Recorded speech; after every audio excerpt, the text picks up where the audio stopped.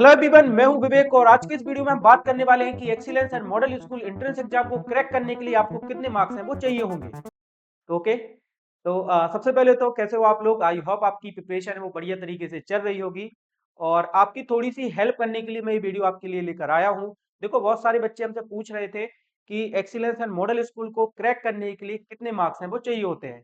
तो आज की इस वीडियो में आपको कंप्लीट इंफॉर्मेशन है मैं उसकी देने वाला हूँ।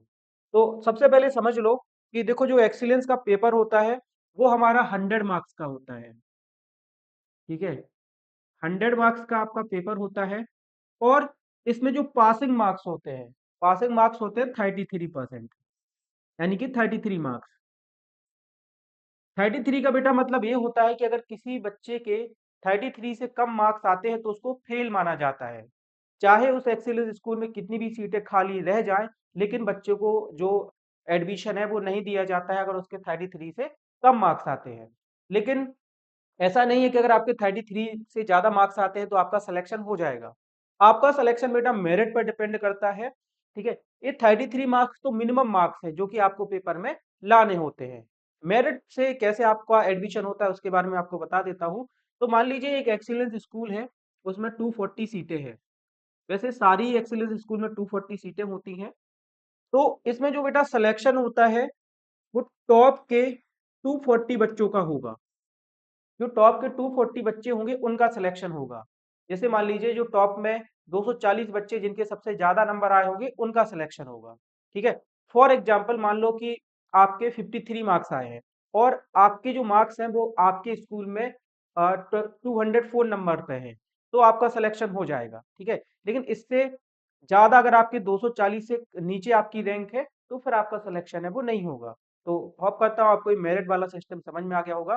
देखिए, तो जो टॉप के 240 बच्चे होंगे जिनके 240 बच्चों के ज्यादा नंबर आए होंगे उनको पहले एडमिशन दिया जाता है, जो कि कहलाती है हमारी मेरिट लिस्ट। क्या कहलाती है? मेरिट लिस्ट कहलाती है। फिर मान लीजिए इन 240 बच्चों में से कुछ बच्चे किसी रीजन से एडमिशन नहीं लेते हैं, तो जो बाद में जो 5 से 10% बच्चों को चांस मिलता है एडमिशन लेने का, उसको बोलते हैं बेटा वेटिंग लिस्ट। क्या बोलते हैं? वेटिंग लिस्ट बोलते हैं।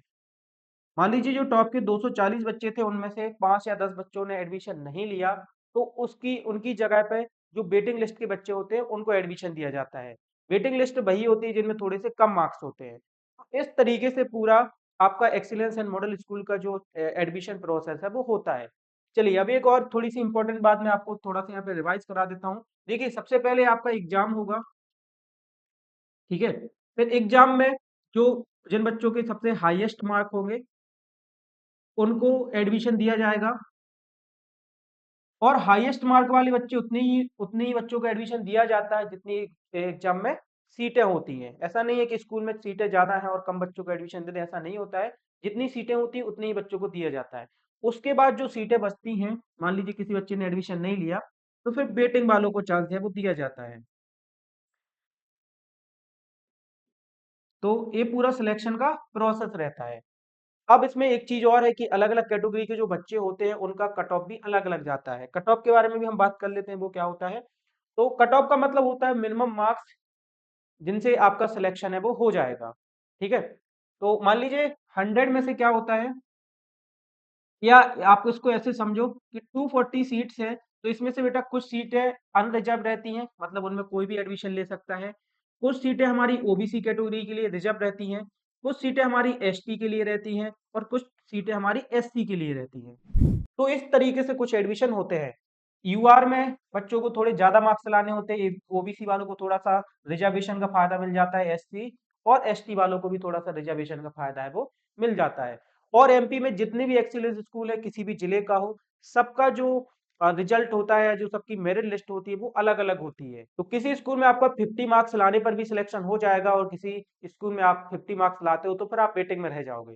तो इस तरीके से अलग अलग स्कूल के लिए जो मार्क्स चाहिए होते हैं वो अलग अलग चाहिए होते हैं। अब आप सोच रहे होंगे कि आपको कैसे पता चलेगा कि आपके जिले का जो एक्सीलेंस का कट ऑफ है वो कितना जाएगा, या इस एग्जाम को क्रैक करने के लिए आपको कितने मार्क्स हैं वो चाहिए होंगे।